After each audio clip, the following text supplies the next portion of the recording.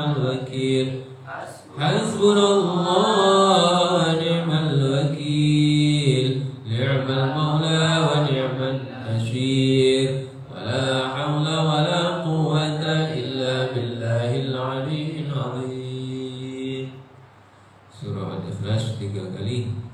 أعوذ بالله من الشيطان الرجيم بسم الله الرحمن الرحيم قل هو الله أحد الله الصمد لم يلد ولم يولد ولم يكن له كفوا أحد بسم الله الرحمن الرحيم قل هو الله أحد الله الصمد لم يلد ولم يولد ولم يكن له كفوا أحد بسم الله الرحمن الرحيم قل هو الله أحد الله الصمد لم يلد ولم يولد ولم يكن له كفوا أحد.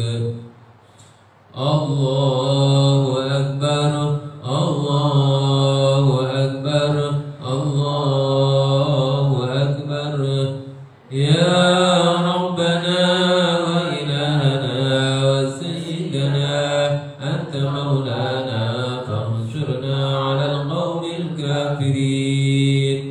الله أكبر الله أكبر الله أكبر يا ربنا وإلهنا وسيدنا أنت مولانا فانصرنا على القوم الكافرين. الله أكبر الله أكبر الله أكبر يا ربنا وإلهنا وسيدنا أنت مولانا فانصرنا على القوم الكافرين.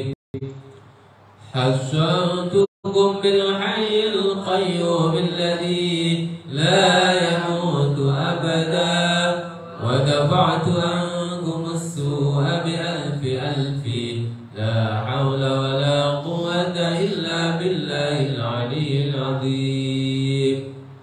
حصنتكم بالحي القيوم الذي لا يموت أبدا ودفعت عنكم السوء بألف ألف لا حول ولا قوة إلا بالله العلي العظيم.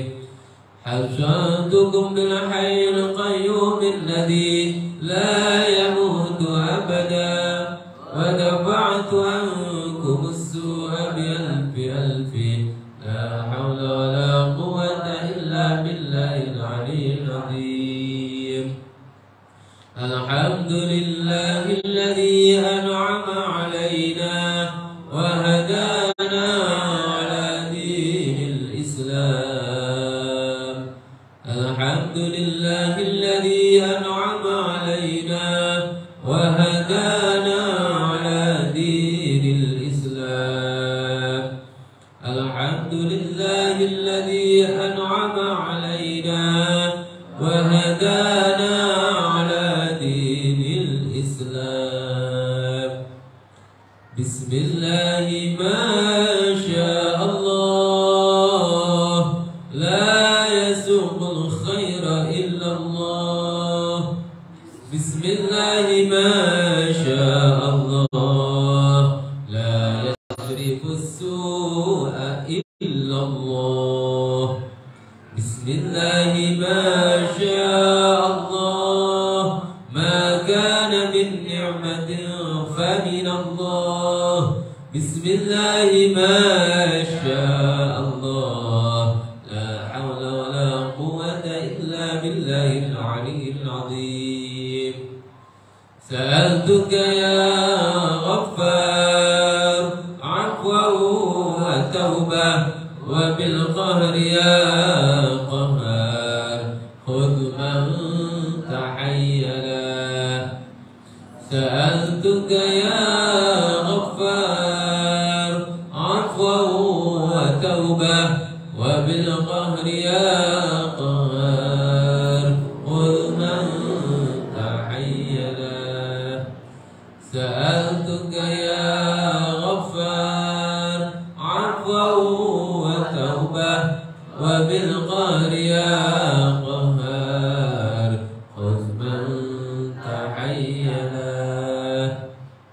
يا جبار يا قهار يا ذا البطش الشديد خذ حقنا وحق المسلمين ممن ظلمنا والمسلمين وتعدى علينا وعلى المسلمين يا جبار يا قهار يا ذا البطش الشديد خذ حقنا وحق المسلمين ممن ظلمنا والمسلمين وتعدى علينا وعلى المسلمين يا جبار يا قهار يا ذا البطش الشديد خذ حقنا وحق المسلمين ممن ظلمنا والمسلمين وتعدى علينا وعلى المسلمين ببركة الفاتحة. أعوذ بالله من الشيطان الرجيم. بسم الله الرحمن الرحيم. الحمد لله رب العالمين الرحمن الرحيم مالك يوم الدين إياك نعبد وإياك نستعين اهدنا الصراط المستقيم صراط الذين أنعمت عليهم غير المغضوب عليهم ولا الضالين آمين. أعوذ بالله من الشيطان الرجيم. بسم الله الرحمن الرحيم. الحمد لله رب العالمين حمد الشاكرين حمد الناعمين حمدا يوافي نعمه ويكافئ مزيدا. يا ربنا لك الحمد كما ينبغي لجلال وجهك الكريم وعظيم سلطانك. اللهم صل وسلم وبارك على سيدنا محمد في الأولين وصل وسلم وبارك على سيدنا محمد في الآخرين وصل وسلم وبارك على سيدنا محمد في كل وقت وحين وصل وسلم وبارك على سيدنا محمد في الملأ الأعلى إلى يوم الدين وصل وسلم وبارك على سيدنا محمد حتى ترث الأرض ومن عليها وأنت خير الوارثين. اللهم صل وسلم وبارك على سيدنا محمد وعلى آله وصحبه صلاة عبد قلت حيلته ورسول الله وسيلته والتنايا إليه لكل كرب عظيم ففرج عنا ما نحن فيه بالسر. بسم الله الرحمن الرحيم. ولا حول ولا قوة إلا بالله العلي العظيم. اللهم يا ميسر كل عسير ويا جابر كل كسير ويا صاحب كل فريد ويا مقوي كل ضعيف ويا مجيب كل سائل ويا مأمن كل مخيف يسر علينا كل عسير يسر علينا كل عسير يسر علينا كل عسير فتيسير العسير عليك يسير. اللهم يا من لا يحتاج إلى البيان والتفسير حاجاتنا إليك كثير أنت عليم بها وبشير. اللهم إنا نسألك موجبات رحمتك وعزائم مغفرتك والسلامة من كل إثم والغنيمة من كل بر والفوز بالجنة والنجاة من النار. اللهم يا الله حسن عاقبتنا في الأمور كلها وأجرنا من خزي الدنيا وعذاب الآخرة. اللهم اجعل الحياة زيادة لنا في كل خير واجعل الموت راحة لنا من كل شر. اللهم لا تجعل الدنيا أكبر همنا ولا مبلغ علمنا ولا تسلط علينا من لا يرحمنا برحمتك يا أرحم الراحمين. اللهم يا الله لا تدع لنا في مقامنا هذا ذنبا إلا غفرته ولا هما إلا فرجته ولا كربا إلا كشفته ولا عيبا إلا سترته ولا مريضا إلا شفيته ولا طالب علم وخير إلا أعنته وأصلحته ولا حاجة من حوائج الدنيا والآخرة إلا قضيتها ويسرتها ويسر جميع أمورنا واشرح صدورنا واختم بالصالحات أعمالنا يا الله يا رحمن يا رب العالمين. ربنا ظلمنا أنفسنا وإن لم تغفر لنا وترحمنا لنكونن من الخاسرين. ربنا هب لنا من أزواجنا وذرياتنا قرة أعين واجعلنا للمتقين إماما. اللهم بارك لنا في علمنا وبارك لنا في رزقنا وبارك لنا في عمرنا وبارك لنا في أولادنا وبارك لنا في معهدنا وبارك لنا في كل ما أعطيتنا إنك على كل شيء قدير. ربنا تقبل منا إنك أنت السميع العليم وتب علينا إنك أنت التواب الرحيم. ربنا آتنا في الدنيا حسنة وفي الآخرة حسنة وقنا عذاب النار. صلى الله على سيدنا محمد النبي الأمي وعلى آله وصحبه وبارك وسلم. سبحان ربك رب العزة عما يصفون سلام على المرسلين والحمد لله رب العالمين. تقبل الله منكم منا ومنكم تقبل يا كريم.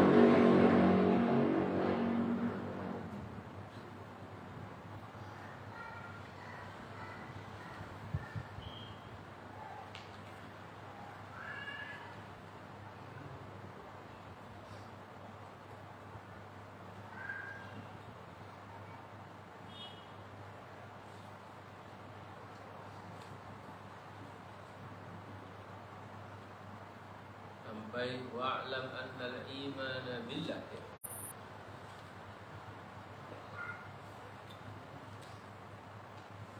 Atau wa ma'na syadu.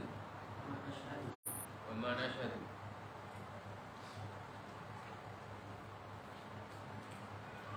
Bismillahirrahmanirrahim.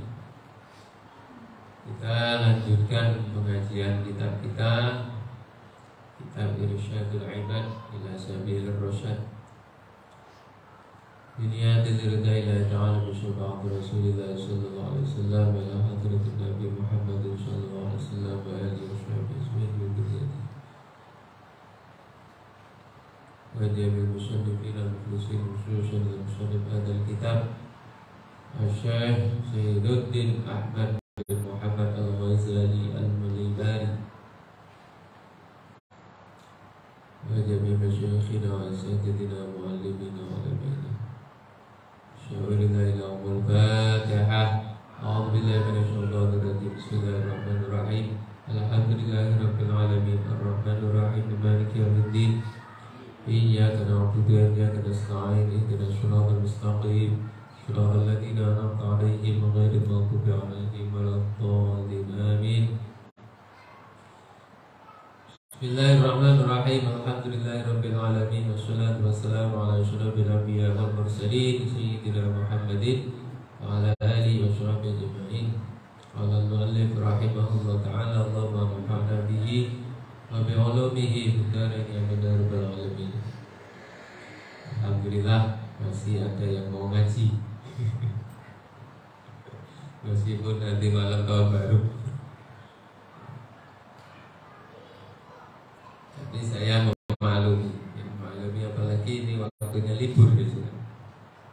Rekan-rekan teman-teman yang kuliah lagi libur.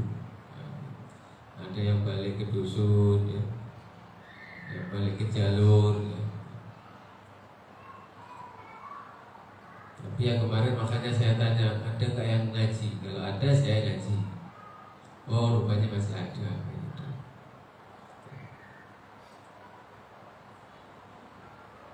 Alhamdulillah, mudah-mudahan ya inilah bagian dari ikhtiar kita untuk istiqomah.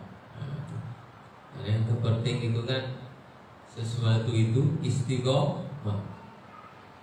Meskipun sedikit, yang penting istiqomah.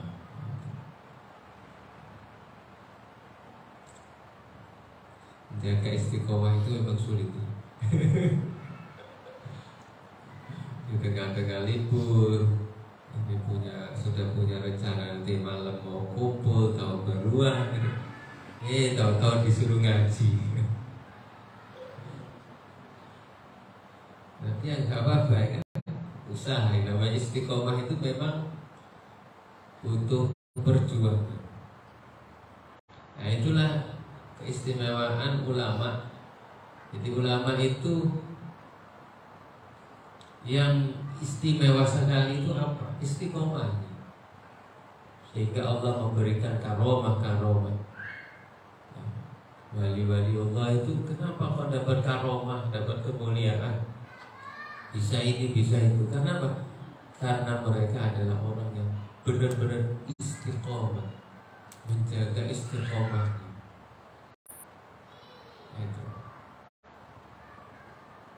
Habib Umar bin Hafid, yang ulama yang jadi panutan tokoh-tokoh sekarang ini, para ustaz-ustaz sekarang, para habib-habib sekarang itu panutannya siapa? Habib Umar bin Hafid diantaranya. Itu luar biasa istiqomah. Luar biasa istiqomah. Wiridnya itu gak pernah tinggal. Ya. Fi kulli halin wa fi kulli makanin. Dalam setiap keadaan, dalam setiap kondisi, gak pernah ninggalkan wirid, gak pernah ninggalkan ngaji, ya, gak pernah ninggalkan baca Quran. Meskipun di perjalanan,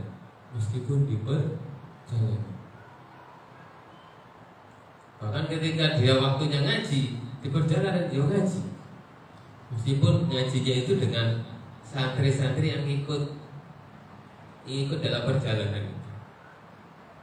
Ketika di pesawat, waktunya memang jadwalnya dia ngaji kitab, baca kitab, yang baca kitab, yang dengerin temannya atau santrinya yang ada di pesawat itu. Ketika ada pesawat, luar biasa. Pernah suatu ketika di kendaraan, bukan kendaraan apa, kereta api dari Jakarta mau ke Surabaya atau mau kemana? Waktu datang ke Indonesia. Nah, ketika itu kereta api itu berangkat asar. Ya beliau sudah sholat asar dengan rombongan. Tahu di perjalanan maghrib. Akhirnya sholat maghrib kan, sholat di kereta biasa sholat maghrib. Kalau untuk wudhu gak usah ditanya lagi. Para ulama itu kan dawamul wudhu. Ya, dawamul wudhu apa? Selalu menjaga wudhu. Jadi ketika maghrib langsung sholat di kereta api itu. Setelah sholat wiritan bareng-bareng. Setelah wiritan, karena ketika itu malam Jumat. Nah, tradisi di pondoknya Habib Umar Darul Mustafa itu malam Jumat itu kan baca maulid. Tiap habis maghrib malam Jumat itu baca maulid. Maulid dia ulami. Nah, ketika setelah wiridan selesai, langsung Habib Umar bilang, kita baca wirid. Apa kita baca maulid? Mau tidak mau, ya semuanya ikut. Jadi ada santrinya atau ada yang ikutin rombongan itu baca maulid, baca dia ulami itu ya, baca makro yang pertama, kemudian baca makro yang kedua. Ketika mahalul qiyam di kereta api, ia berdiri. Jadi satu gerbong itu, ya kan ada sebagian yang penumpang lain, tapi yang kebanyakan kan ya rombongan Habib Umar. Jadi mahalul qiyam sallallahu ala Muhammad sallallahu ala Muhammad, ya berdiri. Baca mahalul qiyam bareng-bareng. Jadi katanya itu saking ya orang-orang kepingin ikut cari berkahnya, jadi satu gerbong itu jadi ikut berdiri semua. Gara-gara gitu. Habib Umar ngajak baca maulid. Ya itulah istiqomahnya para ulama. Tidak saking jaga istiqomah itu, dimanapun, kapanpun, Kalau waktunya ngaji, waktunya wirid, waktunya ya istirahat mungkin istirahat. Sehingga dari istiqomah itulah memunculkan kemuliaan. Nah, memang perjuangannya berat ya. Itu beda aku wirid sikok 2 kok be. Kadang masih 3. Memang butuh berjuang. Nah, kita mudah-mudahan apa yang kita lakukan ini adalah bagian dari perjuangan kita untuk istiqomah. Meskipun sedikit, yang penting istiqomah. Bismillahirrahmanirrahim. Wa ma'na asyhadu. Kita teruskan. Wa ma'na asyhadu a'lamu wa ubayyin. Wa ma'na asyhadu, adapun makna lafaz asyhadu. Ini asyhadu an la ilaha illallah itu ya. Itu a'lamu, mengetahui siapa saya, wa ubayyinu, dan menjelaskan siapa saya. Wa yushtaratu, dan disyaratkan apa tartibuhuma, berurutannya syahadataini. Fala yasihu, maka tidak sah apal imanu, beriman bin nabiyyi, dengan nabi, qablal imani, sebelum beriman billahi, dengan Allah. Jadi yang pertama ya iman kepada Allah dulu. Makanya syahadat itu syahadat kepada Allah dulu, baru kemudian syahadat kepada Rasul Allah. Namun keduanya ini tidak bisa dipisahkan. Mengapa? Ya, memang inti segala sesuatu itu Allah, tapi tidak bisa mengenal Allah kecuali mengenal Rasulullah.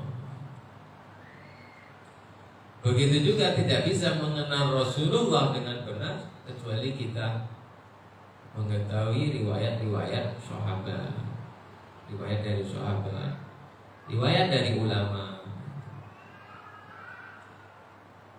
Makanya kita tidak bisa kenal Rasulullah, kenal Allah kalau tidak lewat ulama. Yang pentingnya itu kita belajar dengan ulama itu. Karena yang paham tentang Rasulullah, tentang Allah, yaitu ulama.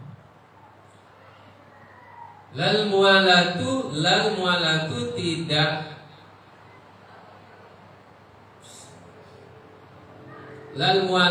tidak terus menerus bainahuma, di antaranya syahadataini.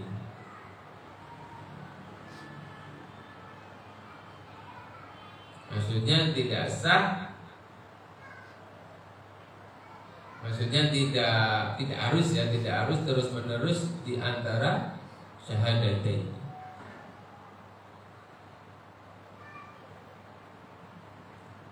Walal arabiyatu, dan tidak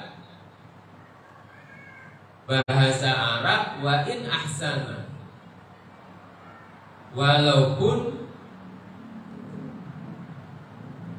bagus siapa manha terhadap Arabiyah, tidak disyaratkan harus bahasa Arab ya, tidak disyaratkan harus bahasa Arab, oleh bahasa Indonesia. Lakin yushtaratu, tetapi disyaratkan apa fahmu makna ma, memahami maknanya perkara. Apa fahmu makna ma, memahami maknanya perkara. Talaffadha, yang melafadzkan siapa man bihi, dengan ma, bihi dengan ma. Bahwa adapun makna itu anahu, sesungguhnya kelakuan. Itu anahu, sesungguhnya kelakuan itulah ma'budan, tidak ada zat yang disembah itu maujud, tidak ada zat yang disembah itu maujud bihaqqin, dengan hak, fil wujudi, di dalam wujudnya, illallahu kecuali Allah. Illallahu kecuali Allah al-mutafarridu yang maha esa. Al-mutafarridu yang maha esa bil uluhiyati dengan sifat ketuhanan. Bil uluhiyati dengan sifat ketuhanan.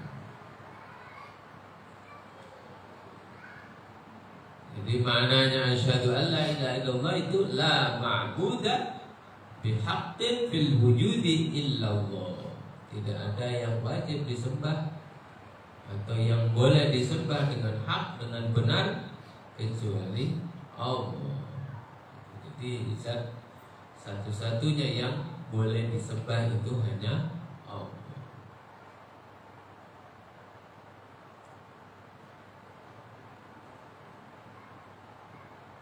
Wa yushtaratu dan disyaratkan. Wa yushtaratu dan disyaratkan apa? Yazida menambahkan. Siapa al-musyriku orang musyrik, orang yang menyekutukan Allah, disyaratkan menambahkan lafaz berupa apa? Kafartu bima kuntu asyraktu bihi. Kafartu kufur siapa saya. Kafartu kufur siapa saya bima dengan perkara kuntu yang ada siapa saya itu asyraktu musyrik siapa saya bihi dengan ma. Bihi dengan ma. Jadi kalau orang itu musyrik, musyrik apa ya? Musyrik itu menyekutukan Allah. Dia percaya Allah tapi juga percaya kepada yang lain. Itu namanya musyrik. Asyraka yusyriku. Bahwa musyrik berarti kan asyraka itu Pak, membarengkan, menyertakan. Itu namanya asyraka.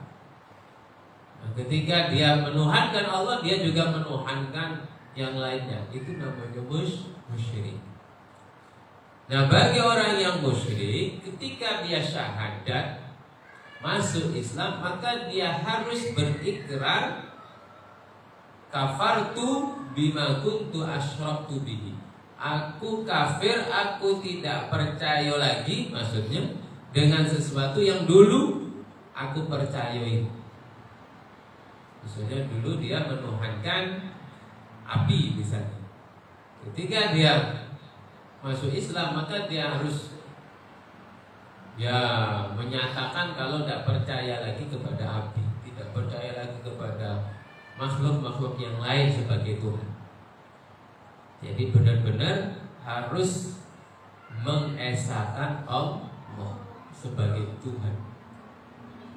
Ya, mengesahkan Allah, menyendirikan Allah satu-satunya sebagai Tuhan.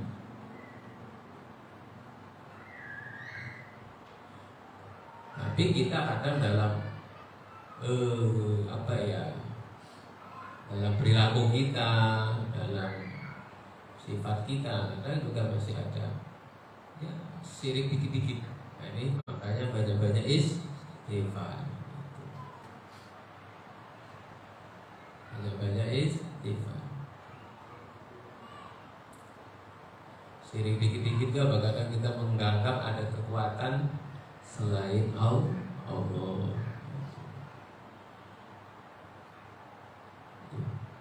Contohnya ketika sakit, ya berobat, Allah sembuh. Itu yang nyembuh aku. Dokter itu kemarin berobat dengan dia kasih obat sekali langsung sembuh. Itu yang nyembuh guys. Nah itu kan sudah pernyataan syirik ya.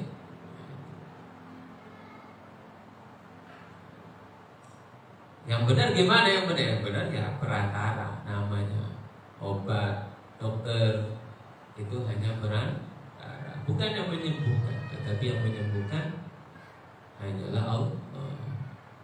Wa idza maridtu fa huwa yashfi.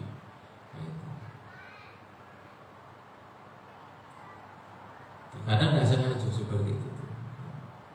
Sebenarnya kekuatan selain Allah. Nah itu makanya kita banyak-banyak istighfar, banyak-banyak mengulang syahadat itu. Wa ana bariun, wa ana adapun saya itu bariun bebas min kulli dinin dari setiap agama yukhalifu yang bertentangan abadin, yang bertentangan abadin dinal islami terhadap agama Islam. Fala yasiru maka tidak menjadi siapa musyriku orang musyrik itu mukminan mukmin. Tidak menjadi siapa musyriku orang musyrik itu mukminan mukmin hatta yadhumma sehingga mengumpulkan siapa man ila syahadataini kepada dua kalimat syahadat, ila syahadataini kepada dua kalimat syahadat dalika terhadap itu makna, terhadap itu makna. Sama seperti keterangan Fir'audhati di dalam kitab Ar-Rawdah wal Ubabi dan kitab Al-Ubab. Waqila dan dikatakan la yajibu tidak wajib apa ziyadatu dzalika menambahkan itu makna. Ada yang berpendapat tidak wajib menambahkan kafartu bima kuntu asyraktu bihi. Tapi ada pendapat yang mewajibkan. Sehingga orang musyrik tidak bisa menjadi orang yang beriman kalau dia masih mengakui adanya kekuatan selain Allah, mengakui adanya Tuhan selain Allah. Itu belum menjadi mukmin meskipun dia sudah syahadat. Jadi intinya kalau syahadat itu tuh lisan, ngucap, kemudian hati meyakini, percaya benar, dan menghilangkan kesyirikan-kesyirikannya. Dan yang ketiga perbuatannya juga. Jadi mulut, hati, dan perbuatan. Itulah tanda keimanan. Makanya ada yang syahadat itu kalau orang masuk Islam, misalnya dia agamanya Katolik itu meyakini kalau Isa itu, Yesus itu Tuhan kan. Nah, maka terakhir syahadatnya saya bersaksi bahwasannya tiada Tuhan selain Allah, dan saya bersaksi bahwa Nabi Muhammad adalah utusan Allah, ditambah dan saya bersaksi bahwasanya Nabi Isa bukanlah Tuhan, tetapi Nabi Isa adalah nabinya Allah, utusan Allah, adalah manusia bukan Tuhan, dia juga utusan Allah. Nah, itu kan pernyataan kalau dia tidak lagi percaya Nabi Isa itu tuh Tuhan. Karena kan keyakinan orang Katolik kan itu, orang Nasrani itu, Yesus itu Tuhan.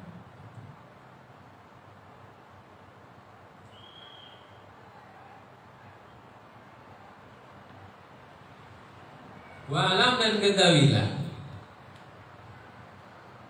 Wa'alam ya, benar ya. Wa'alam dan ketahuilah annal iman, sesungguhnya iman billahi dengan Allah itu i'tiqadu annahu, meyakini sesungguhnya Allah itu wahidun, satu, la nadhira, yang tidak ada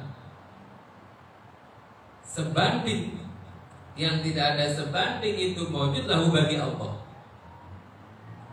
fi dzatihi, di dalam zatnya Allah, wa sifatihi, dan sifatnya Allah.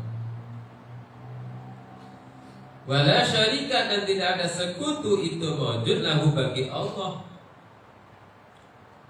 fil uluhiyati, di dalam sifat ketuhanannya.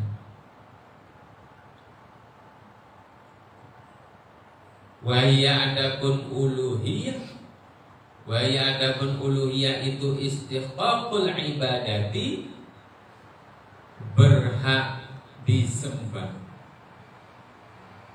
Itu istihqaqul ibadati, berhak disembah. Wa annahu, dan sesungguhnya Allah itu qadimun, zat yang terdahulu, zat yang maha terdahulu. La ibtida'a, tidak ada permulaan itu wujud, tidak ada permulaan itu wujud li wujudihi, bagi wujudnya Allah. Wa baqi, dan zat yang maha kekal, dan zat yang maha kekal. La intihaa, yang tidak habis itu wujud, yang tidak habis itu wujud. Li abadiyatihi, kepada kekalnya Allah. Jadi ini kita belajar ngulang tauhid dulu ya. Ulang pelajaran tauhid. Tauhid itu kan keimanan. Nah, iman itu kan iman kepada Allah, iman kepada malaikat, iman kepada kitab, dan gitu. Rasul, hari kiamat, terakhir qada dan qadar. Iman kepada Allah itu bagaimana? Meyakini bahwasanya Allah itu zat yang esa satu, tidak ada bandingannya. Jadi tidak ada bandingannya Allah itu.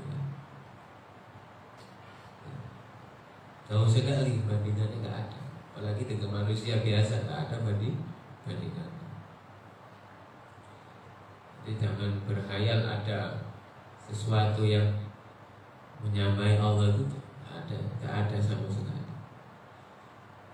Nah, rinciannya, karena Allah tidak ada bandingannya tadi, rinciannya barulah dirinci dengan sifat-sifatnya Allah.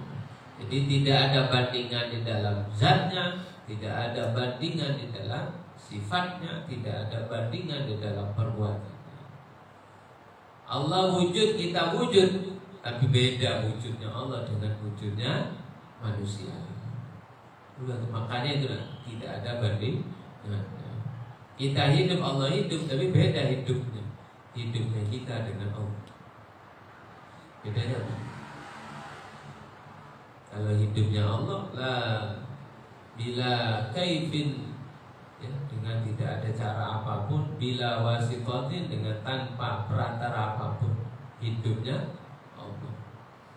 Kalau hidupnya manusia ada perantaranya. Manusia hidup perantaranya dengan nyawa, dengan ruh. Manusia hidup perantaranya apa?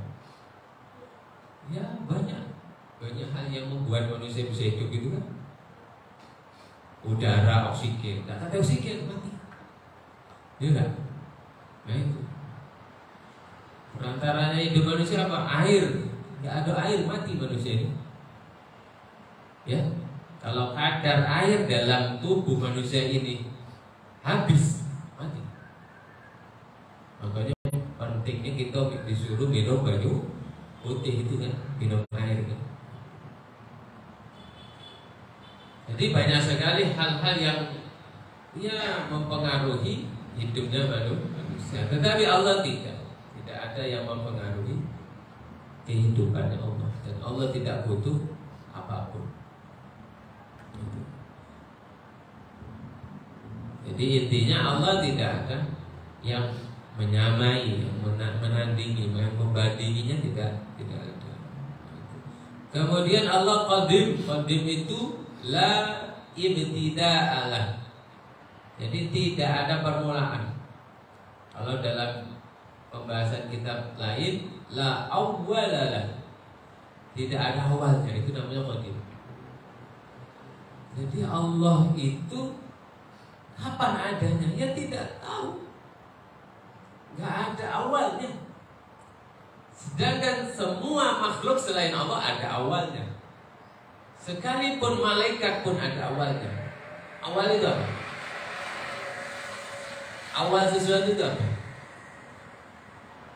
Ketika awalnya yang asalnya tidak ada menjadi ada, berarti itu ada awalnya. Malaikat yang asalnya tidak ada kemudian ada, berarti itu ada awalnya. Berarti lawan dari Qadim, Qadim ini hanya Allah. Kalau lawannya Qadim berarti hadis. Hadis itu baru. Berarti semua sesuatu selain Allah, segala makhluk selain Allah itu baru. Baru. Malaikat hadis, langit bumi hadis, surga neraka hadis. Karena apa? Karena semuanya ada awalnya. Yang tidak ada awalnya hanya Allah, yaitu zat yang qadim. Itu jelas awalnya dulu lahir. Jelas kalau manusia.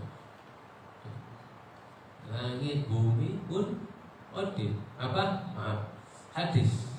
Karena ada awalnya. Sebaliknya, Allah punya sifat juga, ya, baqin. Baqin itu kekal. Kekal itu apa?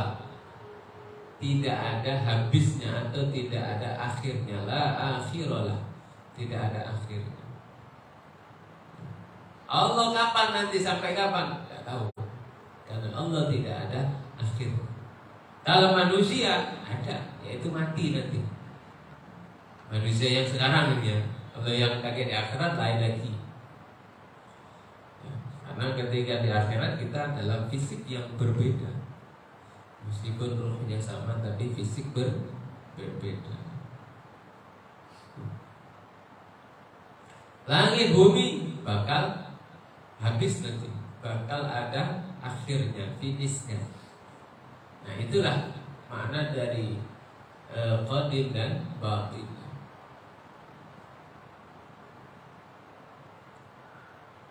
Sehingga dari situ disimpulkan kalau Allah itu jauh berbeda dengan makhluk.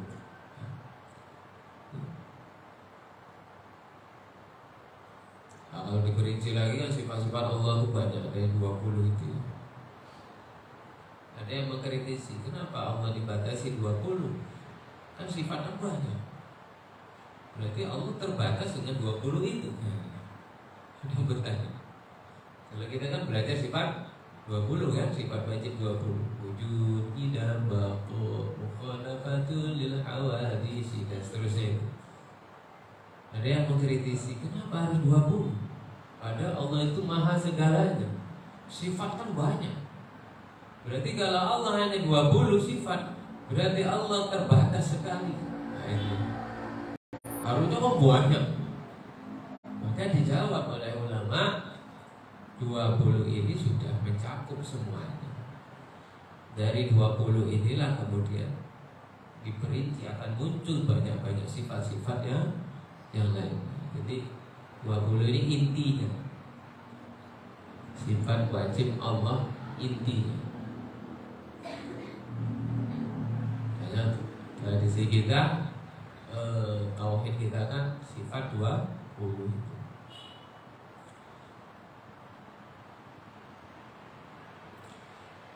Wabil malaikati, dan dengan malaikat, iman dengan malaikat itu i'tiqadu annahum, meyakini sesungguhnya malaikat itu mukramuna, zat yang dimuliakan. Itu mukramuna, zat yang dimuliakan. La ya'sunallah, la ya'suna, yang tidak bermaksiat. Siapa malaikat Allah terhadap Allah, yang tidak bermaksiat siapa malaikat Allah terhadap Allah, terhadap perkara amara, yang memerintah siapa Allah terhadap malaikat. Wa yaf'aluna, dan melakukan siapa malaikat terhadap perkara yumaruna, yang diperintahkan siapa malaikat. Shadiquna, yang benar-benar semua, yang benar-benar semua bima di dalam sesuatu. Akhbaru, yang menceritakan siapa malaikat bihi dengan ma. Akhbaru, yang menceritakan siapa malaikat bihi dengan ma. Yang kedua, iman kepada malaikat. Iman kepada malaikat apa? Ya, kita meyakini bahwasanya Allah punya makhluk yang dimuliakannya, yang tidak pernah bermaksiat, yang tidak pernah membangkang, selalu taat kepada Allah, taat kepada perintah Allah. Sedikit pun tidak pernah melenceng. Ketika ini malaikat. Ya. Ketika disuruh sujud, sujud terus, disuruh bertasbih terus. Ya, itu malaikat. Tidak pernah bermaksiat, tidak pernah sedikit pun melanggar perintah Allah. Nah, apakah Allah butuh malaikat? Nah, sekarang pertanyaannya itu, berarti Allah ini butuh malaikat? Tidak. Ketika Allah tidak didampingi malaikat, dia tetap sama. Allah itu memiliki kekuasaan yang hebat meskipun tanpa malaikat. Jadi malaikat ini gunanya apa? Apakah sebagai pembantu Allah? Tidak. Tetapi malaikat ini makhluk yang diciptakan Allah, memang sudah diatur oleh Allah, memiliki tugas masing-masing. Kalaupun tidak ada malaikat pun Allah tetap mampu. Ya, misalnya nyabut nyawa wong, ketika tidak ada malaikat Israel pun Allah mudah sekali menyabut nyawa manusia. Tidak harus pakai malaikat Israel. Tetapi karena ada malaikat yang sudah ditugasi itu, dan malaikat tidak akan pernah melanggar dari tugasnya, maka ya ketika ada orang mati, yang mencabut adalah malaikat Israel. Nah, sebenarnya hikmahnya apa? Hikmahnya Allah ingin mengajarkan kepada manusia kalau sesuatu itu ada perantara. Nah, ini sebenarnya hikmah. Ketika orang manusia kepingin sesuatu, maka ada hal yang harus dia lakukan. Perantaranya apa? Nah, ini sebenarnya hikmahnya yang ditunjukkan oleh Allah, yang Allah ingin mengajarkan kepada manusia. Hikmahnya itu. Makanya Allah ciptakan langit, bumi, Allah ciptakan malaikat, Allah ciptakan banyak perantara, sebab-sebab itu ya. Ingin menunjukkan kepada manusia, hei manusia, kalau kamu kepingin sesuatu, tidak mungkin langsung ada sesuatu itu, tetapi butuh perantara. Kalau kamu kepingin punya anak, ya nikah dulu perantaranya. Nikah, setelah nikah, ya berproses, kemudian istri hamil pun tidak langsung lahir kan? Hamil pun berapa bulan? Baru 9 bulan lahir. Ketika punya anak, apa langsung besar? Tidak, berproses dulu. Dari bayi dulu, dididik, dikasih makan, lalu kemudian besar. Ini yang ingin ditunjukkan oleh Allah. Makanya Allah itu ketika melakukan sesuatu banyak melalui perantara. Tapi bukan berarti Allah tidak mampu langsung turun tangan, tidak. Ya, ingin menurunkan rezeki kepada manusia lewat perantara malaikatnya. Dan malaikat yang membagi rezeki. Nah, malaikat membagi rezeki, malaikat pun menurunkan rezeki kan tidak langsung datang duit kan? Tetapi lewat apa? Mungkin rezeki itu lewat rahmat Allah yang turun, mungkin air hujan.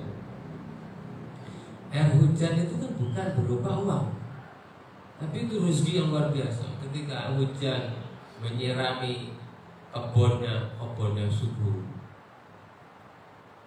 padinya jadi hijau, tumbuh subur, berbuah. Nah, ini kan proses ya, proses. Nah, dari padi itulah kemudian dia bisa ya dikumpulkan jadi berapa ton, dijual itu jadilah uang yang bisa dia manfaatkan sebagai modal hidupnya, ekonominya. Nah, dari sinilah Allah mengajarkan kepada manusia, kalau punya keinginan sesuatu maka berproseslah. Tidak bisa ting langsung datang itu. Nak pinter langsung ting, pinter tidak bisa. Nak kayu langsung kayu tidak bisa. Tidak bisa. Tapi kadang orang tidak mau melakukan proses, tidak mau payah, akhirnya kayu cara cepat. Apa? Kayu cara cepat. Korupsi bisa.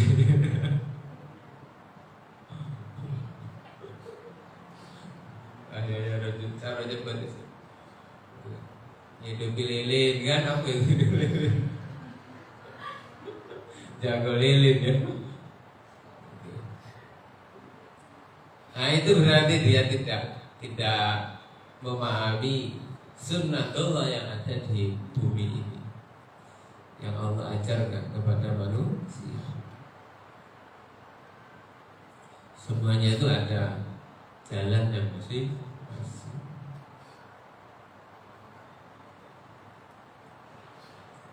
Maka yang terpenting kita itu proses. Lakukan proses dengan baik, dengan tekun, dengan usaha, dan terus ya tawakal kepada Allah. Masalah hasilnya bagaimana itu sudah ada catatan masing-masing. Makanya Allah itu memerintahkan kita bukan kamu kaya lah, bukan kamu pintar lah, tidak. Tidak kan, kita disuruh pintar tidak ya? Tidak. Kita disuruh punya uang tidak? Ya. Tidak. Tetapi yang disuruh apa? Prosesnya. Bekerjalah kamu, cari ilmu lah, utlubul ilmu. Jadi yang diperintahkan oleh Allah kepada kita semua ini bukan hasilnya. Jadi yang diminta Allah itu bukan hasilnya, tetapi yang diminta oleh Allah adalah prosesnya. Jalani prosesnya. Belajarlah, itu bekerjalah. Ketika belajar kamu jalani, urusan pinter tidak, itu sudah ada bagiannya masing-masing. Bekerjalah. Nah, ketika nanti mau kaya, mau miskin, mau melarat, mau sukses, mau jadi konglomerat, mau jadi pimpinan perusahaan apa, itu sudah punya bagiannya masing-masing. Sudah ada ketetapannya masing-masing. Tetapi kewajiban manusia adalah menjalani prosesnya itu. Jalani prosesnya. Ya, gak usah pikirkan hasil. Jalani prosesnya. Nah, hasil itu serahkan kepada Allah. Wabil kutubi, dan beberapa kitab. Nah, iman dengan beberapa kitab. I'tiqadu annaha, yaitu meyakini sesungguhnya kutub. Meyakini sesungguhnya kutub itu kalamullahi, perkataan Allah al-azaliyu, yang zaman azali, yang bangsa zaman azali. Azali itu apa? Qabla kulli syai', ya, sebelum adanya segala sesuatu. Itu azali. Yang ada hanya Allah. Itu zaman azali. Jadi kalam Allah itu azali. Jadi kalam Allah itu berbarengan dengan Allah. Ya kan, karena Allah punya sifat mutakallim, zat yang berbicara. Sehingga otomatis ketika Allah wujud, kalamnya pun wujud. Sehingga kalamnya Allah yang mulai zaman azali. Al-Qaimu yang berdiri bidzatihi dengan zatnya Allah. Ini kalam Allah. Kitab itu kan kalam Allah. Kitab Al-Quran, nah itu kalam Allah. Kitab Injil juga kalam Allah. Al-Munazzahu yang disucikan anil hurufi, dari beberapa huruf, was-sauti dan suara.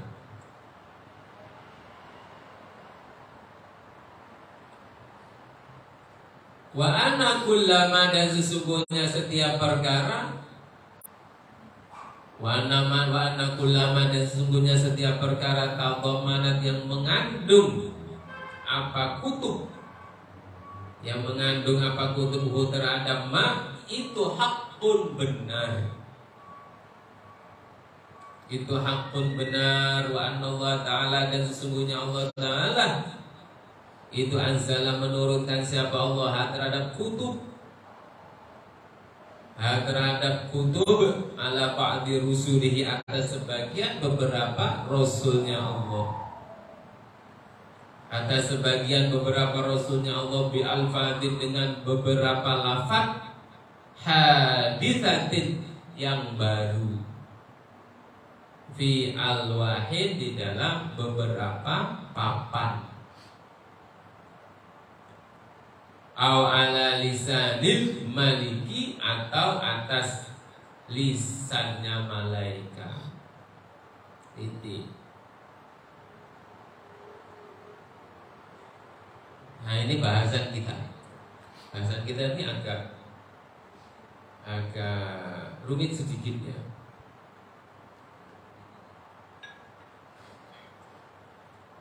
Kita akan sampai maghrib ya. Sampai maghrib ya. Insyaallah. Kitab itu apa? Kitab itu apa? Kalamullah. Nah, yang namanya kalamullah itu kan bergabung dengan zatnya Allah.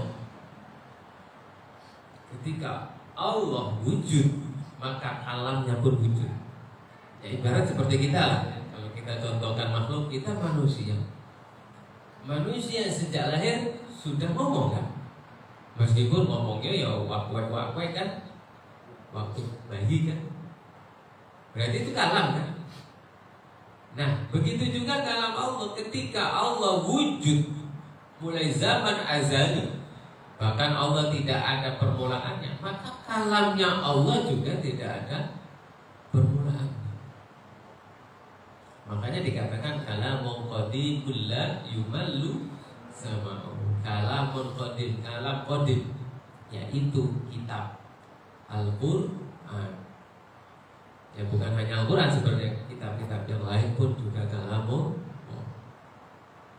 Nah, ketika kalam Allah itu berupa kalam qadim, berarti disucikan, dibersihkan dari yang namanya huruf, dari yang namanya suara. Jadi kalam Allah itu bila sautin wala harfin, ada yang nambahkan wala i'rabin, wala harokatin, dan lain sebagainya. Bagaimana dengan Al-Quran yang sekarang? Al-Quran sekarang ada hurufnya. Al-Quran ada suaranya kalau dibaca. Al-Quran ada tulisannya, ada rokatnya, bahkan ada i'rabnya, ada tajwidnya. Padahal kalam Allah kan tidak ada suara. Kalam Allah tidak ada huruf. Di Al-Quran ada hurufnya. Maka gimana itu cara mensinkronkannya? Jadi awalnya ketika kalamullah itu memang tidak ada suara, tidak ada huruf, Tetapi ketika Allah ingin supaya kalamnya Allah itu dipahami oleh manusia, bisa dibaca oleh manusia, maka berarti kalam Allah itu harus dirupakan simbol-simbol, yaitu berupa huruf. Tetapi apakah sama kalamullah yang sekarang dengan yang kodenya dulu? Ya secara maknawi sama. Ya, secara maknawi sama. Ya. Makanya megang Al-Quran itu kan harus suci kan? Gak boleh kita kalau megang Al-Quran tak suci, itu tidak boleh. Karena itu kalamullah. Meskipun yang sudah berubah huruf, Kalau yang kalamullah yang aslinya, manusia tidak akan mampu menerimanya kecuali orang-orang tertentu, yaitu para rasul yang diberi wahyu. Itu pun para rasul yang diberi wahyu tidak menerima langsung, terkadang dari Allah, tapi melalui malaikat.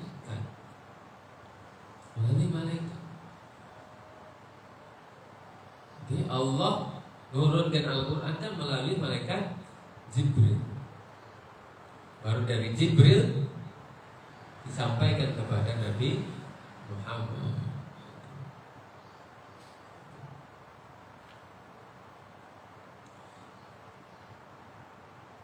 Nah, dari Nabi Muhammad baru berupa tulisan Al-Quran. Dulu sebenarnya belum ada tulisan, yang menulis itu kan para sahabat ya. Nabi cuma menyampaikan wahyu berupa ayat-ayat itu. Kemudian sahabat inisiatif menulis di kertas, inisiatif menulis di pelepah kurma itu kan, di kayu-kayu ditulis. Tetapi Nabi tidak memerintahkan menulis ya. Al-Quran memerintahkan menulis Nabi ya. Kalau Al-Quran Nabi menyuruh nulis ya, nulis. Tapi bukan Nabi yang nulis, para sahabat. Tapi langsung kan ketika turun wahyu disampaikan kepada sahabat langsung hafal itu kan. Hafal. Turun lagi dihafal. Akhirnya selesailah Al-Quran itu dalam hafalan para sahabat.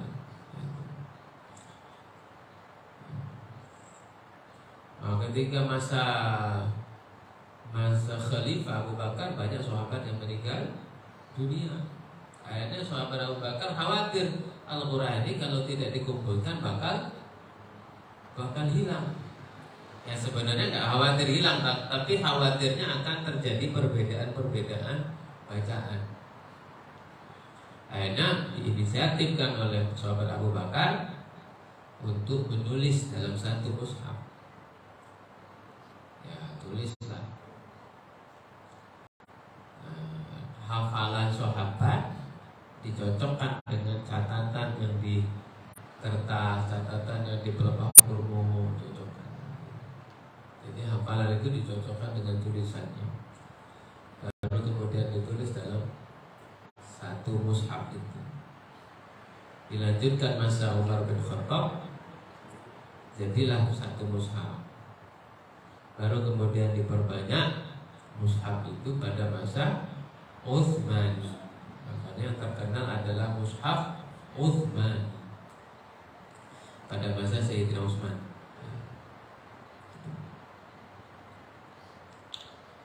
Jadi itu awal mula Al-Quran itu berupa huruf-huruf ya. Dan ketika dulu tidak ada titik. Ini dulu itu gak punya titik. Jadi ba ta ta sama.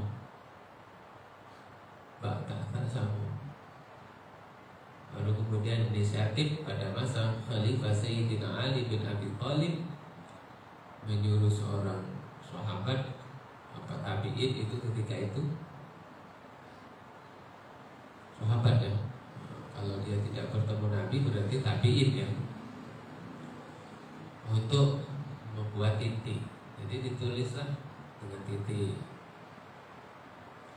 Baru kemudian masa berikutnya Al-Quran ditambahi harokat. Dulu itu awal mulanya tidak ada titik, susah begitu baca. Kalau udah pinter, kalau udah hafal Quran susah bacanya. Kalau udah hafal, itu berjejer sin misalnya, ta, ya, berjejer kalau mana itu bacanya.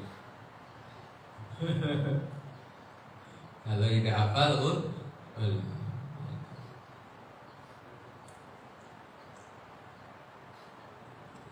jadi awal mulanya tidak ada huruf kalam Allah itu, kemudian tapi ketika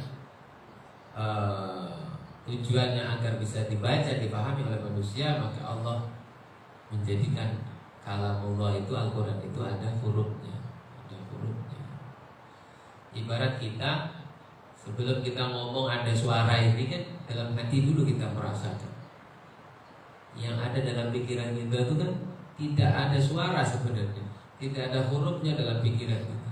Tapi kemudian baru kita sampaikan berupa ucapan ini, muncullah huruf. Nah, itu ibaratnya seperti itu. Jadi sesuatu itu dalam hati, dalam pikiran tidak ada suara, tidak ada huruf. Tidak ada suara, tidak ada huruf. Kamu ngerasa kesumpah, rasa sumpah itu kan nggak ada hurufnya, nggak ada suaranya. Baru kemudian kamu sampaikan supaya wong tahu aku ini lagi sumpah. Ngomong kan, aku ini lagi sumpah, lagi galau. Baru ada istilah galau. Sebenarnya galau itu rasa yang dalam hati, dalam pikiran, yang nggak punya istilah apapun sebenarnya. Tapi untuk mengungkapkannya supaya orang tahu, akhirnya muncullah istilah sumpah, istilah galau. Sama kayak kamu punya rasa senang dengan orang misalnya. Sebenarnya rasa senang itu kan macam-macam yang dirasakan itu. Tapi supaya orang yang kamu senangi itu tahu, buatlah kata-kata, terbuatlah kata-kata aku senang. Ya, jadi itulah ibarat tadi kalamun qadim yang tanpa suara dengan Al-Quran yang ada suara dan ada hurufnya. Kalau mengibaratkan seperti itu sebagian ulama.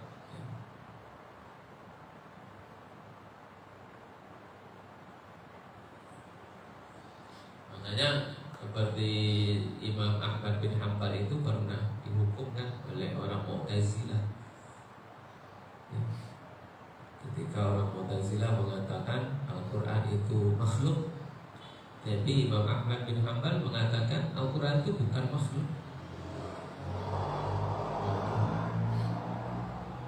Al-Quran itu makhluk maksudnya apa? Orang Mu'tazilah mengatakan Al-Quran itu makhluk karena apa? Karena orang Mu'tazilah melihat Al-Quran ada hurufnya, ya kan? Al-Quran ada kertasnya, kertas kan makhluk. Ya. Tapi Imam Ahmad bin Hanbal mengatakan Al-Quran bukan makhluk karena Al-Quran kalamun qadim, kalamnya Allah. Berarti Imam Ahmad bin Hanbal tidak melihat kertasnya, tidak melihat tulisannya, tetapi melihat itu adalah kalamu qadim. Nah, karena Imam Ahmad bin Hanbal ini tidak sepaham dengan Mu'tazilah tadi. Dan Mu'tazilah ketika itu yang berkuasa, khalifah siapa? Saya lupa. Langsung Imam Ahmad bin Hanbal di penjara itu ya. Di penjara itu. Dihukum penjara. Karena paham yang berbeda. Jadi tradisi dulu kan, penguasa dulu kan kalau paham berbeda penjara. Sama kayak Arab Saudi sekarang ya. Saudi itu kan paham Wahabi. Kalau nggak Wahabi, mulai itu. Wah, dimata-matain, dibatasin geraknya, dakwahnya dibatasin itu. Kalau nggak paham Wahabi. Tapi bersyukurlah Indonesia ya. Indonesia ini yang sangat demokrasi ya. Banyak paham di Indonesia ini. Kenapa kok bisa banyak paham di Indonesia ini? Kenapa? Karena Indonesia ini termasuk negara yang ya agak membebaskan orang punya pemahaman apa yang terserah. Yang penting ya tidak melenceng aja dengan dasar Pancasila gitu. Kalau sampai bertolakan bertentangan dengan Pancasila baru. Makanya bersyukurlah Indonesia ini kita bisa bebas ngaji, bebas mengadakan acara agama dan lain-lain. Wa birrusuli, dan dengan beberapa rasul, i'tiqadu, meyakini annallaha, sesungguhnya Allah itu arsala, mengutus siapa Allah, hum terhadap rusul, ilal khalqi, kepada makhluk. Wa nazzaha, dan mensucikan siapa Allah, hum terhadap khalqi, an kulli wasmatin, dari segala kekurangan, wa naqsin, dan kekurangan, cacat ya, atau kekurangan. Jadi Rasul itu tidak ada kekurangan, makhluk tapi sempurna ya. Itulah yang namanya maksum. Maksum itu terjaga. Terjaga dari apa? Dari segala kejelekan, keburukan. Bahwa maka adapun Rasul itu maksumuna, beberapa orang yang terjaga, minas shaghairi, dari beberapa dosa kecil, wal kabairi, dan beberapa dosa besar. Qabla nubuwati, sebelum kenabian, masa kenabian, wa ba'daha, dan setelahnya nubuwah. Nah ini yang perlu kita pahami, bahwasanya yang namanya Rasul itu maksum, terjaga dari segala dosa. Tapi ada cerita Nabi Adam berdosa, itu gimana? Nabi Adam kan berdosa katanya, makan buah khuldi. Nah dosanya itu dosa indallah. Tapi kalau indan nas tidak. Jadi dosanya itu dalam pandangan Allah, dalam pandangan manusia nggak berdosa. Kemudian masuk surga, namanya masuk surga itu kan bebas, mau apa saja. Iya. Apa di surga masih ada aturan lagi? Nggak ada harusnya. Tetapi karena Allah tadi yang menghendaki, Allah tadi, Allah boleh-boleh saja ketika ada yang masuk surga dikeluarkan dari surga. Boleh tidak bagi Allah? Boleh saja. Tetapi kalau secara aturan umum sebenarnya yang namanya di surga, ya bebas kan? Bebas. Nah ngapain baik? Kan ada lagi aturan di surga. Tetapi karena dikehendaki oleh Allah diturunkan ke bumi lagi, yaitu memang kehendak Allah dengan lantaran buah khuldi. Makanya itu dinilai berdosa. Tapi berdosanya makomnya makom Nabi, bukan makomnya makom manusia. Ya, menurut pandangan Allah. Dan juga makomnya makom Nabi. Jadi dosa menurut derajat Nabi. Makanya Nabi Isa, Nabi Adam yang istighfar juga kan, Rabbana dzalamna anfusana wa illam taghfir lana wa tarhamna lanakunanna minal khasirin. Nah, jadi yang namanya Nabi itu maksumuna, terjaga dari segala dosa baik kecil maupun besar, baik sebelum diangkat jadi Nabi maupun setelah jadi Nabi. Seperti Nabi Muhammad diangkat jadi Nabi umur berapa? 40. Nah sebelum 40 itu gimana kondisinya? Apakah dia sama seperti orang-orang jahiliyah? Tidak. Tidak. Karena apa? Karena Nabi Muhammad dijaga oleh Allah dari dosa. Yang ketika itu nyembah berhala, apakah Nabi Muhammad nyembah berhala ketika kecil? Tidak. Karena Nabi Muhammad maksum mulai dari lahir sampai wafat. Ketika masa jahiliyah orang-orang minum khamr biasa saja, apakah Nabi Muhammad minum khamr? Tidak. Karena ini Nabi itu maksum, dijaga. Jadi tradisi ketika itu nyembah berhala, ya Nabi Muhammad tidak nyembah berhala. Dialihkan oleh Allah. Nabi Muhammad senang menyendiri ya. Jadi ibadahnya Nabi Muhammad itu kan menyendiri. Makanya Nabi Muhammad kan ke Gua Hiro itu ya, dapat wahyu. Itu lantaran apa? Karena Nabi Muhammad senang menyendiri. Ya tadi bertafakkur ya. Kalau istilahnya itu tahannuf ya, tahannuf. Jadi yang namanya Nabi itu terjaga. Makanya kalau banyak ulama yang mengatakan ya ketika ada orang kok menjelek-jelekan Rasulullah meskipun masa kecilnya pun, kan sempat heboh kan kemarin ini. Tahun kemarin apa mas itu? Berapa tahun yang lalu ada seorang kiai itu kan mengilustrasikan kecilnya Nabi Muhammad dengan sifat-sifat kayak anak-anak kecil sekarang ya. Nah itu banyak yang para habaib itu kan tak setuju. Karena ya Nabi itu memang melalui masa kecil, tapi kecilnya Nabi itu berbeda dengan masa kecilnya ya orang-orang seperti sekarang. Kalau kecil kalau anak-anak kecil sekarang umbelen gitu kan, ya Nabi mungkin ya tidak lah. Masa umbelen. Tapi itu hanya sebagai apa ya, ilustrasi saja sebenarnya, ilustrasi saja, untuk memudahkan memahami kondisi. Wallahu a'lam bishawab.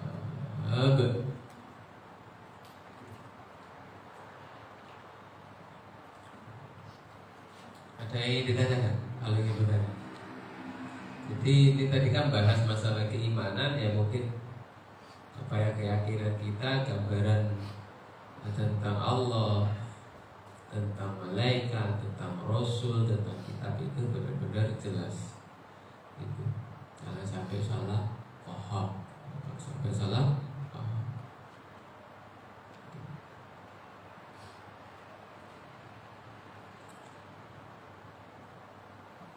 Kalau ingin bertanya,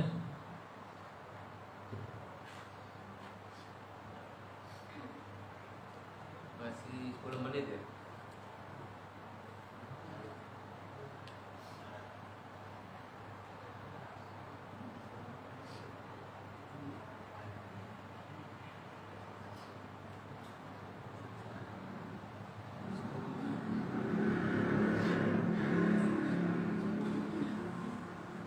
Merayakan tahun baru mana hukumnya?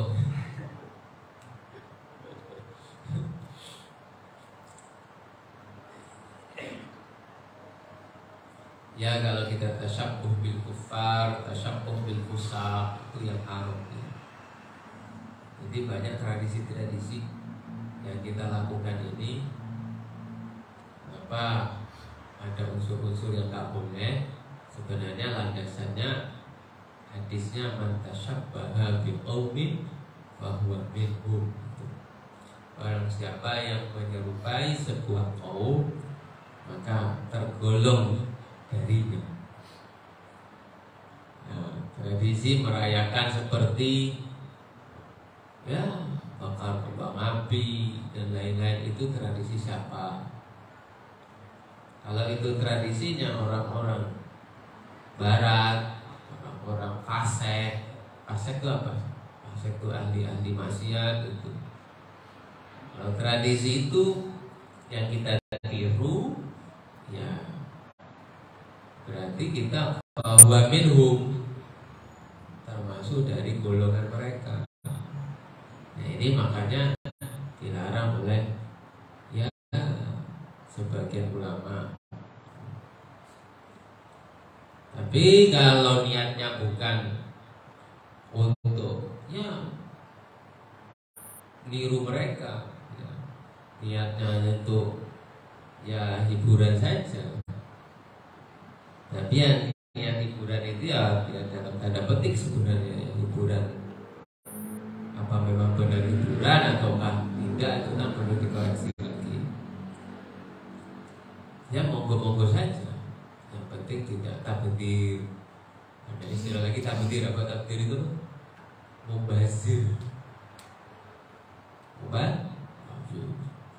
Mengeluarkan uang 1 juta, 2 juta, 3 juta beli kembang api, dibakar aja. Itu kan berarti itu mubazir. Mubazir gak ada manfaatnya.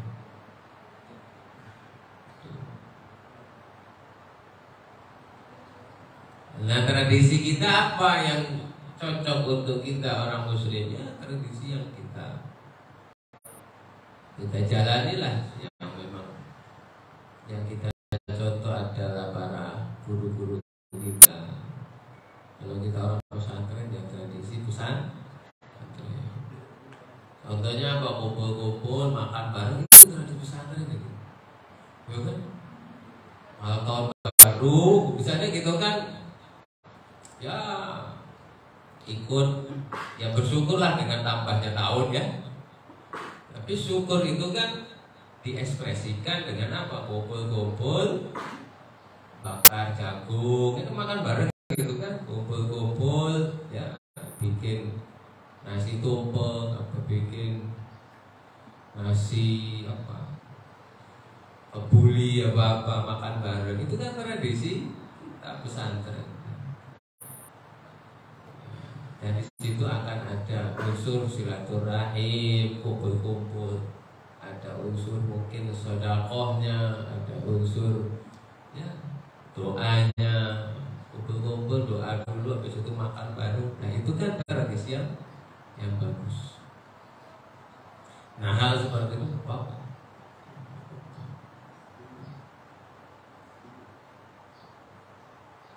Nah jadi event-event atau peristiwa-peristiwa yang kita lalui sepanjang tahun itu, tradisi itu sebenarnya yang banyak dikritisi oleh para ulama, para ustadz itu ya tadi. Apakah ada unsur tasyabbuh ataukah tidak? Tasyabbuh dengan siapa? Dengan orang kafir, dengan non muslim, dengan orang fasik, ahli maksiat itu.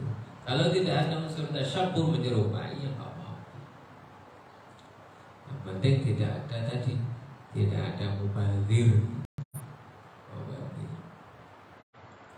Satu lagi yang mungkin yang kita harus nilai, sisi kemanfaatan. Ada tak manfaatnya? Kalau ada manfaatnya, lakukan. Kalau tidak ada manfaatnya, tinggal.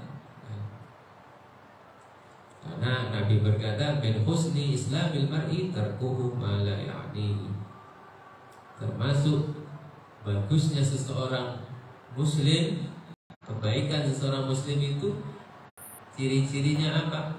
Meninggalkan sesuatu yang tidak manfaat.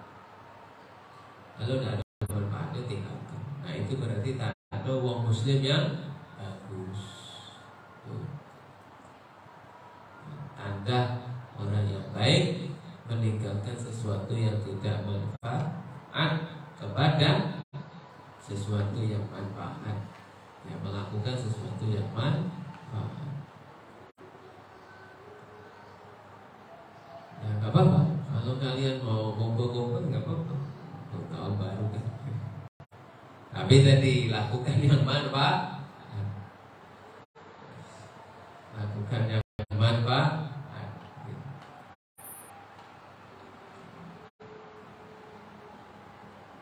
Dia tradisi tahun baru kita sebenarnya tahun baru Islam. Ya, kalau ini kan tahun baru Masehi. Masehi. Tapi ya dunia ini yang dipakai adalah Masehi. Ya. Tapi kalau tradisi Islam pakai yang Hijriah. Tahun baru Hijri. Ya. Ada lagi yang dibacakan? Cukup.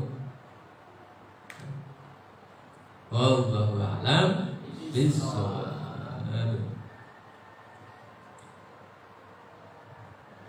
Rabbi fa'fana bi barakatihim wahdinal husna bi hurmatihim wa amitna fi tariqatihim wa mu'afati